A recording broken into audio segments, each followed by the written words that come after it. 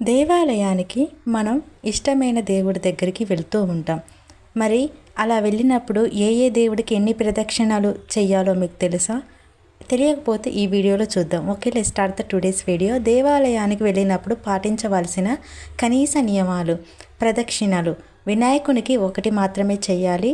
ఈశ్వరునికి మూడు ప్రదక్షిణాలు చేయాలి.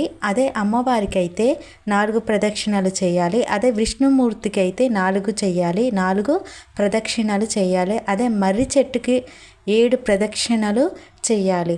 ప్రసాదాన్ని తినకుండా పారేయకూడదు. అయితే దీపాన్ని నోటితో ఆర్పకూడదండి. ఇది తెలుసుకోవాల్సిన మొదటి నియమం. ఒక దీపం వెలిగింది, రెండవ దీపాన్ని మొదటి పంతో వెలిగించకూడదు. దీపం వెలిగించి వెంటనే బయటికి వెళ్ళకూడదు అనమాట.